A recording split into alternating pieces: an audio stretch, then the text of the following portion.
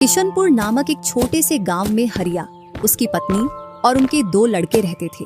हरिया के दोनों लड़के जुड़वा थे और दोनों शक्ल सूरत में हमशक्ल थे। जो कोई भी व्यक्ति उनको देखता तो वो पहचान नहीं पाता कौन रामू कौन राजू है इन दोनों में से। एक शाम हरिया अपनी पत्नी से बोलता है, अब तो बुढ़ापा आ गया और अब पहले जैसे हाथ पैर भी नहीं चलते। हाँ, अब आपकी और मेरी उम्र हो गई है। अब मुझसे भी घर का काम नहीं होता। क्यों ना रामू और राजू के लिए सुंदर लड़कियां देखकर उनकी शादी कर दी जाए। हाँ भाग्यवान, तू बोल तो सही रही है, लेकिन मुझे रामू की फिक्र है क्योंकि उसे काम में आलस आता है और वह कैसे अपना गुजारा कर पाएगा। बातें करते करते दोनों सो जाते हैं।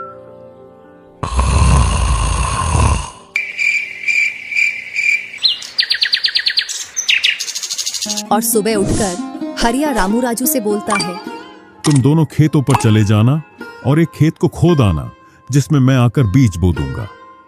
और आज मैं अपने दोस्त से मिलने के लिए पास ही के गांव में जा रहा हूं। 2 दिन में लौट कर आऊंगा। हरिया तैयार होकर दूसरे गांव की ओर निकल जाता है और रामू राजू भी खेतों की ओर चल देते हैं। दोनों खेतों में जाकर काम करने लग जाते हैं। रामू ठहरा कामचोर। वह थोड़ी देर काम करने के बाद एक पेड़ की छांव में जाकर लेट जाता है। इधर राजू को सुबह से शाम हो जाती है और वह आधा खेत खोद देता है।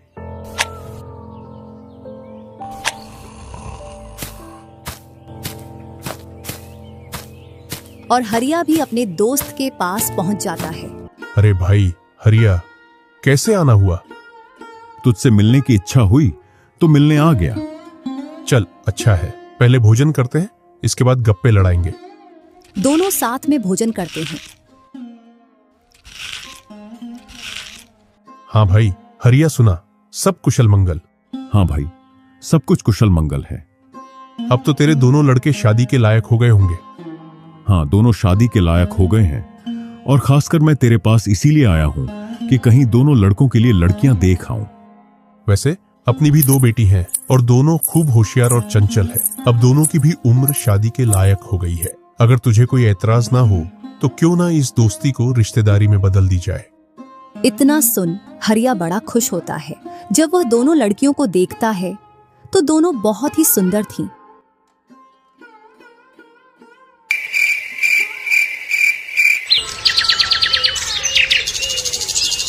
सुबह होते ही हरिया अपने दोस्त से बोलता है, मैं जल्द ही मेरी बहुओं को लेने आऊंगा। इतना बोलकर हरिया अपने गांव की ओर चल देता है।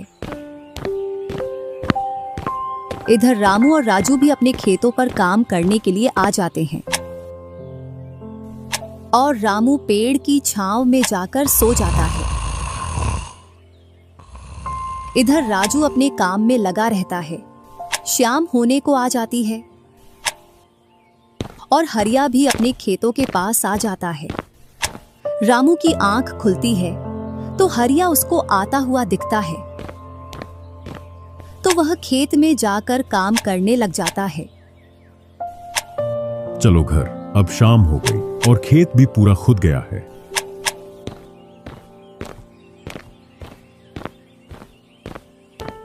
तीनों साथ में घर पहुंच जाते हैं। हरिया अपनी पत्नी और दोनों लड़कों को बताता है कि वह इन दोनों की सगाई पक्की कराया हूं।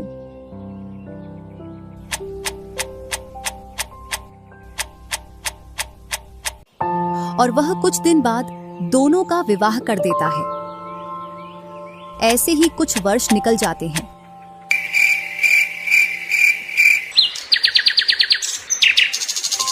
हरिया और उसकी पत्नी का स्वर्गवास हो जाता है और दोनों भाई जमीन और घर का बंटवारा कर लेते हैं। रामू अपने आलसी पने की वजह से खेतों में काम करने नहीं जाता और दिन भर घर में ही पड़ा रहता। इधर राजू अपने खेतों में दिन रात मेहनत करता है, जिससे रामू और राजू की फसलों में अंतर स्पष्ट दिखाई देता है। एक दिन रामू राजू से बोलता है, तूने अच्छा खेत रख लिया और मुझे यह खराब खेत दे दिया। जिससे तेरी फसल अच्छी हो रही है और मेरी फसल कमजोर। कोई ना, अगली फसल पर खेत बदल लेंगे।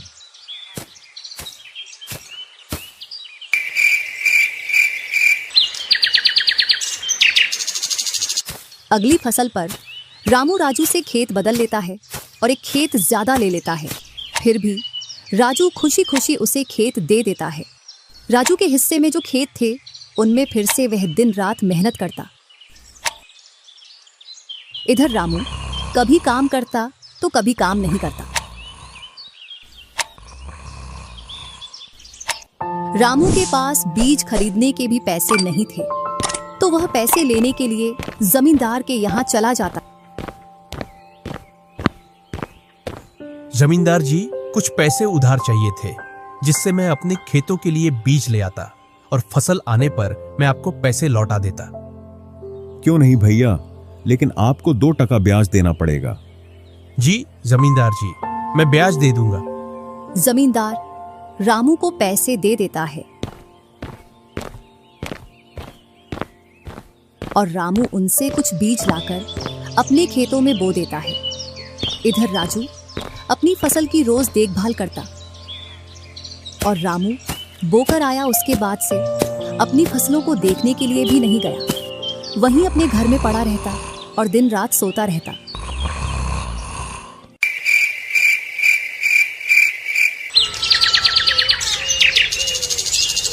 एक दिन जब फसल पकने का समय आया तो वह अपनी फसल देखने के लिए खेतों पर गया और फसल देखकर बोला, अरे इतनी कमजोर फसल! मैंने खेत बदल लिया, फिर भी लगता है मेरी ही किस्मत खराब है। जो भी जमीन में लेता हूँ उसमें अच्छी फसल होती ही नहीं है। ऐसे कहते हुए वह अपने घर आ जाता है और अपनी पत्नी से बोलता है, राजू की फसल तो अच्छी है, बस हमारी फसल ही कमजोर है। ऐसा कैसे हो सकता है? ऐसा तो होगा ही। दिन रात जो घर में पड़े रहते हो और खेतों में समय समय पर दवाई पानी नहीं दोगे तो फसल ऐसी कमजोर रहेगी। फिर बोलते हो किस्मत खराब है। किस्मत नहीं, मेहनत करनी पड़ती है। चल चल, मेरे को मत सिखा। अगर किस्मत ना हो तो कुछ भी नहीं होता। अगर मेहनत से कोई बड़ा बनता तो सबसे पहले गधा बड़ा बनता, क्योंकि उसके बराबर कोई मेहनत नहीं करता। और जो मजा जिंदगी में सोने में है वह मजा और किसी चीज में नहीं। बस इनको तो सुला दो, सोने के अलावा और कोई काम ही नहीं है।